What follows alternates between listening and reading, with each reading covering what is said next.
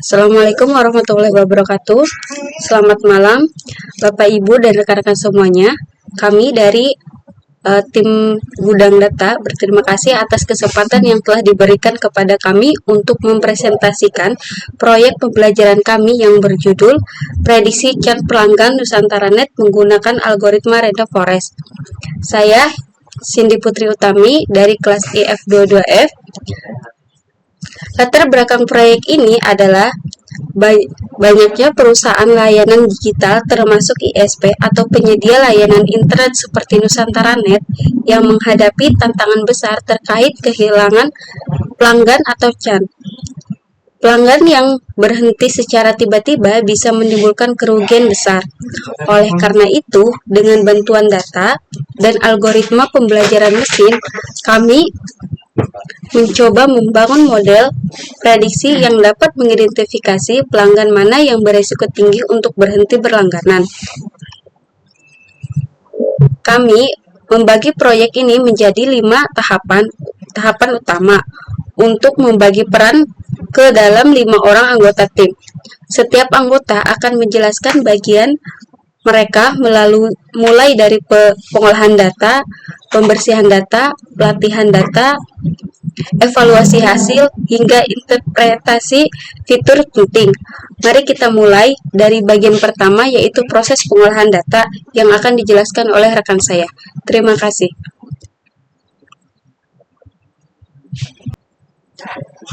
Oke, selanjutnya akan dilanjutkan oleh saya. Perkenalkan, nama saya Raden Mahendra Ananda Surya. Di sini saya akan menjelaskan dalam pengolahan data awal dan validasi filenya. Pada tahap awal, tugas saya adalah membaca data dan melakukan validasi dasar terhadap struktur file.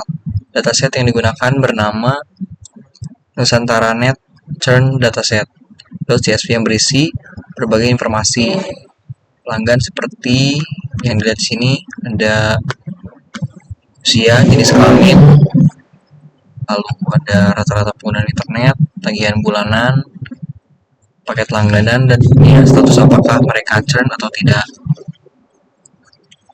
Lalu langkah pertama yang akan saya lakukan adalah mengimpor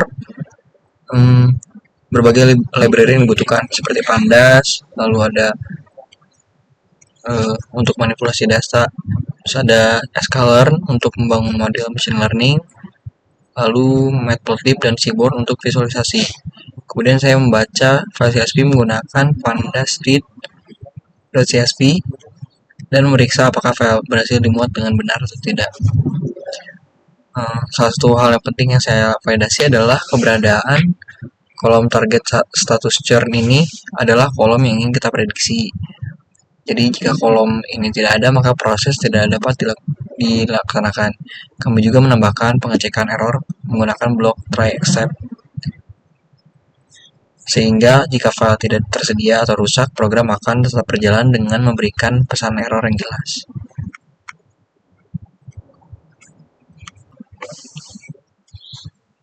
Saya Muhammad Adrianeka Wahyu. Di sini saya akan menjelaskan tahapan selanjutnya, yaitu pra-pemrosesan data setelah data berhasil dibaca. Bagian saya adalah melakukan pra-pemrosesan data atau pembersihan data. Tahap ini sangat penting karena kualitas data akan sangat memengaruhi hasil model yang dibangun. Pertama, kami menghapus beberapa kolom yang tidak dibutuhkan, seperti ID pelanggan dan nama. Kolom ini tidak memiliki nilai prediktif atau bersifat unik, sehingga bisa menimbulkan noise jika dimasukkan ke dalam model. Selanjutnya, kami memisahkan antara fitur X dan label atau target Y. Fitur adalah kolom-kolom yang digunakan untuk memprediksi churn, sedangkan target adalah kolom status churn yang ingin kita prediksi. Karena terdapat kolom kategorikal seperti jenis kelamin, kota, dan paket layanan, maka kami melakukan one-hot encoding untuk mengubah data kategorikal menjadi angka agar bisa diproses oleh model machine learning.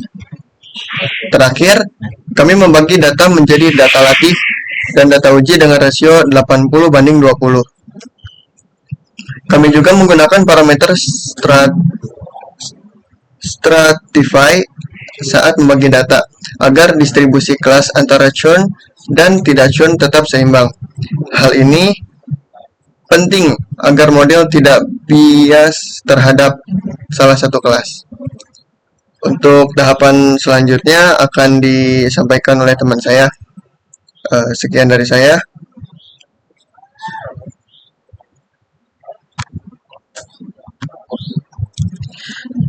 Selanjutnya akan dilanjutkan oleh saya. Di bagian ketiga ini ada pelatihan model random forest. Setelah data bersih dan siap digunakan, saya melanjutkan ke tahap pelatihan model menggunakan algoritma random forest.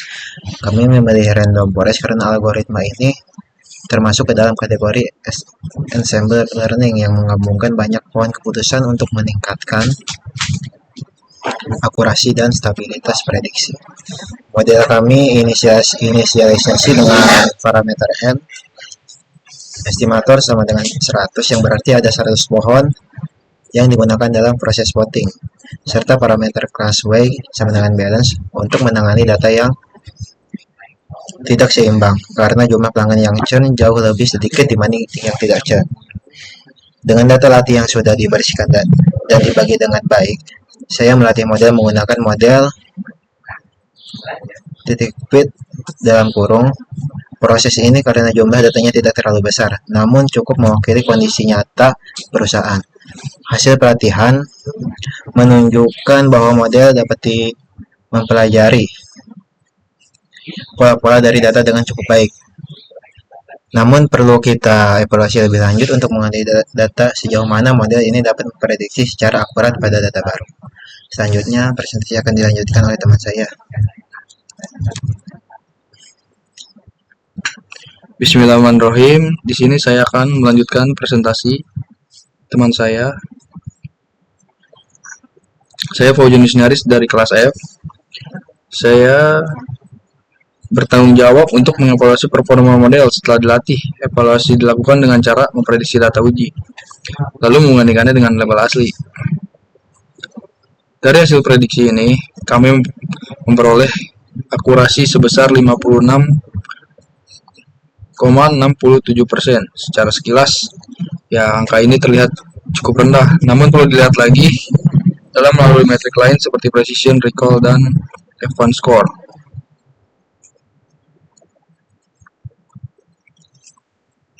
Ya, terutama recall untuk kelas churn masih rendah, yaitu sekitar 17%.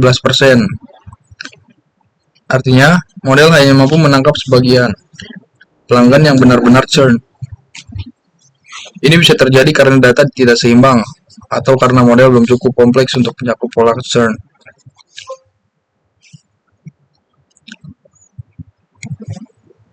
Kami juga membuat confusion matrix yang menggambarkan jumlah prediksi benar dan salah dari model.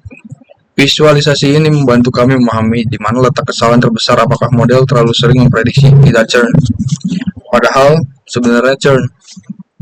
Evaluasi ini memberi kami insight bahwa meskipun model bekerja, masih banyak ruang untuk perbaikan, terutama dalam mengenali pelanggan yang berpotensi churn. Terima kasih. Sekian penjelasan saya. Kemudian dilanjutkan oleh teman saya. Assalamualaikum warahmatullahi wabarakatuh. Oke, selanjutnya akan dilanjutkan oleh saya. Di sini saya akan menjelaskan analisis pentingnya fitur. Terakhir, saya melakukan analisis terhadap fitur-fitur yang paling mempengaruhi keputusan model. Random forest memiliki kelebihan karena mampu menghitung feature importance, yaitu seberapa besar kontribusi masing-masing fitur dalam pengambilan keputusan. Dari hasil analisis, fitur yang paling penting berpengaruh adalah lama berlangganan pelanggan, diikuti oleh status langganan seperti masa tenggang, serta usia pelanggan. Ini menunjukkan bahwa pelanggan yang sudah cukup lama namun berada di status langganan masa tenggang serta memiliki usia tertentu cenderung berisiko untuk berhenti berlangganan. Visualisasi bar chart juga kami tampilkan untuk memperjelas perbandingan antar fitur. Hasil ini dapat menjadi dasar bagi tim bisnis untuk membuat kebijakan retensi. Misalnya memberikan promosi khusus pada pelanggan yang masa langganannya hampir habis atau sudah menunjukkan gejala tidak pulih.